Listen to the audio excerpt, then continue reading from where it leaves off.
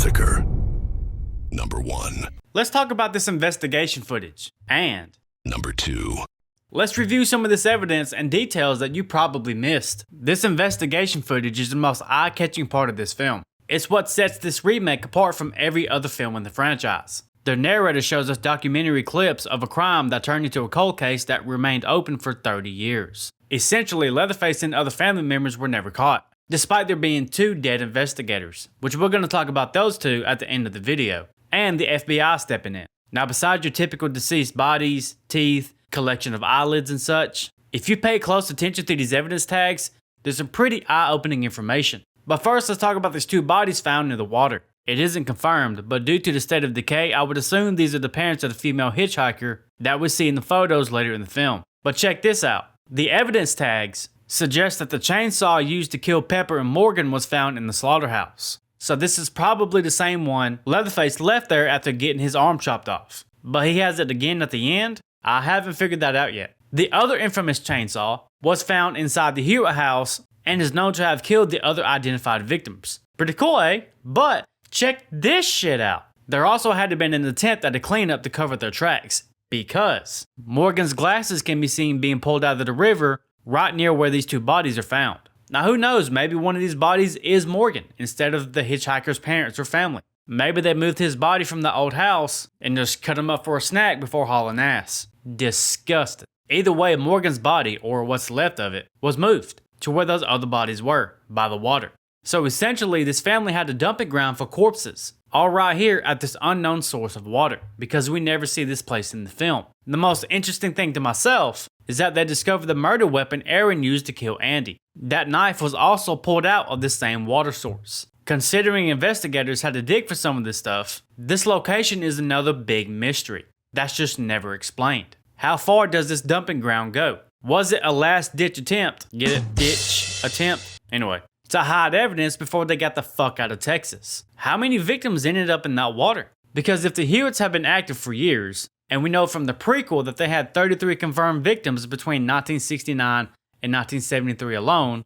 this stream could be hiding a lot more than what these investigators pulled out of it. This film gives us just enough footage to paint the picture, but we never get to see the full canvas. It leaves a ton of unanswered questions on the table, and I wish we could dig into it the same way those investigators did, but we will never know. So what do you make of all this information? If the Hewitt family was going to haul ass anyway, what was the point of moving all these bodies and all this evidence to a dumping ground to cover the tracks? The gig was up. Let me know your thoughts down below. Number 3. What's the origin story of this Blair Meat Company? And Number 4. why wasn't this mentioned in the 2006 prequel? And Number 5. how deep does the connection with the Hewitt family go with it? This is going to be a lot, so just buckle up. Keep up. So let me get this straight. The 2006 prequel goes out of its way, and I mean way out of its way, to tell us that the Leesboro meatpacking plant was practically the heartbeat of this whole town in Travis County, Texas. When that plant went under, the town went with it. No jobs, no food, no nothing. No more jobs, no more money, no more food. It's downright suicidal. They really sold on that 76% unemployment rate. And they were so bad off that they started eating motherfuckers for food to survive. Everybody else was packed up and left or they died out. We close for good now. I think he likes it here, sir. So riddle me this. If Lee Bros was the only thing keeping this town alive, and its collapse is what made this town turn into a ghost town, then what in the devil's dick is Blair Meat Company? Now, if this was just a set piece lying in the town, I wouldn't question it. But here it stands, fully operational, and is also the location of the final fight with Leatherface. And it didn't get as much as a single mention in the prequel that supposedly documents this entire downfall of this region. Now I realize there's an abundance of slaughterhouses in Texas. I'm not doubting that at all. There's probably a handful in this town, but not within walking distance of the Hewitt residence. If you didn't pay close attention, you would probably think this is the same location, the same slaughterhouse as the prequel film, but it's not. This film kind of ignores the disease aspect that killed off most of the cattle in Texas. The Blair Meat Company seems to be doing just fine. You can't tell me that this whole town starved to death because this one meat packing plant and slaughterhouse closed down, and then to show me another one down the road. What? I'm not asking for much, just make your mind up. I also don't think that Blair Meat and the Hewitts are strangers to each other. I actually think they're deeply connected. Maybe more than connected. Let's go over the evidence in the film. Luda Mate is still running that general store, and she's selling meat to the public. Where exactly is this meat coming from? I'm guessing Blair. Unless they're stealing it from Blair, but I think that's highly unlikely, and we'll get to that in a minute. I don't think they're just raising cattle and pigs. If they did all that, they wouldn't have to be eating motherfuckers. The second piece of evidence is the hitchhiker girl. When she is picked up by the friend group, she sees Blair Meats, and she freaks the hell out. Not much is known about this hitchhiker, other than her family was turned into some Texas barbecue, and this little baby stolen by Henrietta that Aaron saves at the end is either her daughter or her younger sister. That's not your baby. You stole her! But whatever her journey was, Blair's meat was surely involved. The third piece of evidence is Leatherface knowing this place like the back of his hand. The way he knows the layout, how to surprise attack Aaron, his quick knowledge on how and where the equipment is and how to use it to trap Aaron. Leatherface has been here many times. One additional cool tidbit is about these pigs. These same pigs at Blair's meat are the exact same kind in the Hewitt house, which has to be another connection to the Blair Meat Company. I'm not sure exactly what it is, but clearly there's some more important elements to the slaughterhouse than we know. Whatever connection it is, it has to explain supplying Luda Mae's general store, the pigs in their house for food, and why it's Leatherface's playground. It would explain why the hitchhiker saw it as a smoke signal of her impending doom, given whatever torture she endured in or around that slaughterhouse. That's my best guess. But let me know your theories, because that's the only thing that makes sense, because these two films kind of contradict each other. But given the points I just proposed, it kind of makes sense. Do you agree? Let me know down in the comments. Number 6. Rapid fire round. This song wasn't out yet. You're going the wrong way. Going the wrong way? But you were just walking that direction. Huh? Wait a minute. How can this movie take place in 1973, yet all three of these people have the same exact birthdays and they was born on 3/11/1992? Fantasyland. Did they really mic up Jessica for a back shot and still hung the microphone in her shirt? Get your shit together. And oh yeah, it was totally the microphone that caught my attention. This is Leatherface's bedroom if you didn't know. He listens to music and watches cartoons. Number 7. Did Hoyt finally move out of Mama's house? And Number 8. is Hoyt and Henrietta an item? Hear me out on this one because I truly believe this is what's going on. Yet another addition to the Hewitt family that isn't explored in the prequel is Henrietta. But she's a very interesting character to explore nonetheless. If you look closely inside of her trailer, there's some pretty interesting things. For one, she's pretty religious. Crosses, scripture, paintings, pictures, the works. But she is also very obsessed with young children. She has dozens upon dozens of photos of unknown children, plastered all over her walls. Perhaps Henrietta is a woman that wants children, but can't necessarily have them. So it makes perfect sense to me that she would steal this young baby from the hitchhiker girl's family. But in addition to that, there's a common misconception about what this hitchhiker is talking about when the friend group picks her up. Most people I know think she's talking about Leatherface. She's not. She's talking about Hoyt. Some telltale signs of this is Hoyt reholstering his revolver into his empty ankle holster. These three really should have read that as a red flag and realized what was going on. But hey, Hoyt's gonna do what Hoyt gonna do. Considering what that poor girl has been through, it doesn't surprise me that Hoyt smells that gun when he gets it back, considering where it came from. Ruh-roh, Raggy. If you don't understand, let's just say it's made in vagina.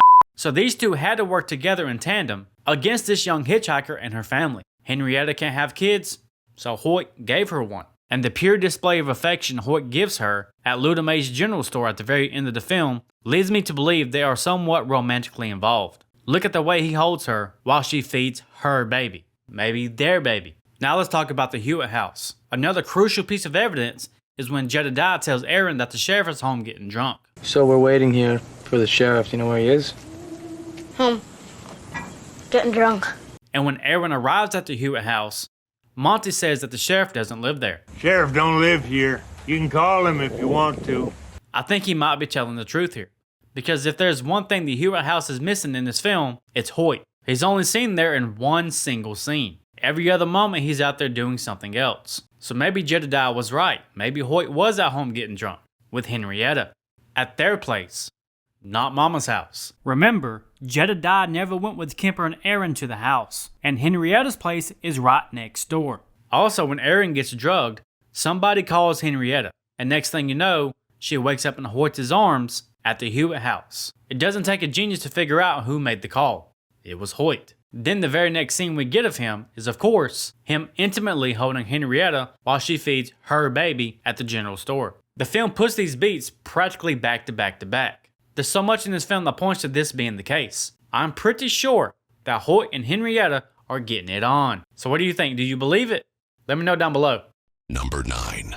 Let's talk about this Travis County Police Department and how it just spawned out of nowhere. And Number 10. how in Satan's ballsack did Hoyt pull this off for 4 years? If you haven't seen my last video, I don't know what you're doing with your life. I explored this a little bit, so I'm not going to go back into that. But to quickly recap, this is Charlie Hewitt. He killed Sheriff Hoyt, who was the very last of law enforcement in Travis County. And I'm the last bit of law enforcement that's left. He plays dress up as a new sheriff and takes on the name Hoyt, taking an official end to the Travis County Sheriff's Department. Sheriff's Department. Remember this, because this film introduced a whole nother police department. The crime scene was not properly secured by Travis County Police. 2 investigating officers were fatally wounded that day. For 30 years, the files collected dust of the Travis County Police Department. So real quick, a police department and a sheriff's department is not the same thing. These are 2 completely different branches of law enforcement. They work together, yes, but they're different. In the prequel, it explicitly states that Hoyt is now the law of the land, nobody else. I already expressed my skepticism about that in my last video because of the state trooper that we see at the end of the film. So somebody is still patrolling them roads. But now we've jumped from one missing state trooper to a whole nother entire police department being present. And this organized department has investigators and camera crews documenting the crime scenes. Where did they come from? Where was they at this whole time? For these 4 years? You're telling me Charlie Hewitt walked around impersonating Sheriff Hoyt in the sheriff's department, which there is no more sheriff's department, from 1969 to 1973, with 33 plus confirmed victims exposed to the FBI, and now an entire police department that apparently existed this entire time. And speaking of these 2 in the documentary, they're both killed during this investigation. That's at least 4 dead officers across these 2 movies. 4. So either this police department started up or spawned out of nowhere sometime between 1969 and 1973, which makes no sense for a town that's supposed to be completely dead. We're fucked! The only other option is that this police department existed the entire time and Charlie, aka Hoyt, just managed to dodge them by the grace of luck for the next 4 years, while wearing a dead man's badge and killing people on the main road throughout the town. Just pick one, because neither of these options make any sense. Where the fuck was this the police department during these 4 years? Like seriously, it's starting to piss me off. Where were they?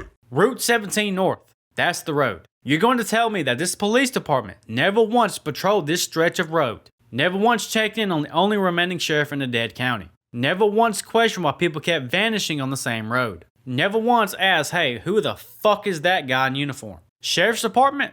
What sheriff's department? Travis County doesn't have a sheriff's department anymore.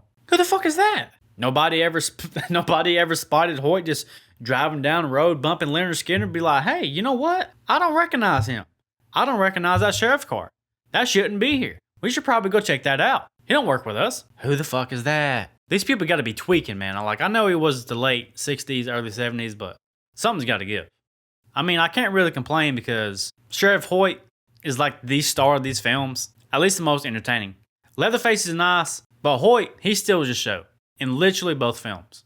But if you're going to do this whole inspired by true events and then make a mockumentary with these documentary things and try to make it as real as possible, you can't just fucking say, hey, you know what? There's no sheriff's department within the last 4 years. There's no kind of law enforcement in this dead ghost town. And then just be like, oh my God, there's a fucking police department this entire time. This shit stresses me the fuck out. With all that being said though, I really do enjoy these 2 films. Like I really do. So please let me know if you have a solid theory of how this police department just spawned out of nowhere. Houdini, Chris Angel kind of shit. Because I don't have an explanation. Clearly the film doesn't either. Maybe you do. Bonus question. Was Erin pregnant? I do think it's a possibility. Oh, no, thank you. I'm not. And she didn't drink the tequila. She didn't drink the weed, smoke the weed. Oh, there's about 6 of them all. They portray her as very maternal in this film, if you really pay attention. Which makes the ending even more sweeter because she saved 2 babies, not just 1. Erin is a really good final girl. Like, she's up there for me. This girl has gone through the ringer. She discovered her boyfriend was dead because Leatherface was wearing his fucking face. I mean, could you imagine? How did her mentality just not fracture? Yeah, all the shit she's been through. They don't make them like this anymore. They really don't. I'm not a big fan of remakes, but this is a pretty good one. I do think there's some aspects that the prequel does better, but overall, these 2 films are really good to me. I really like them. I'm not going to bore you with this outro. Join the Discord if you want. YouTube membership if you want. If you don't, it's not going to hurt my feelings. It's there if you want it. I'm working on some other projects, but I'm going to get to the original Texas Chainsaw Massacre soon. Will I do the rest of these films? I'm not sure. If you want it, maybe I will. I'm not a huge fan of this franchise. So until next time, guys, I'll see you. Adios.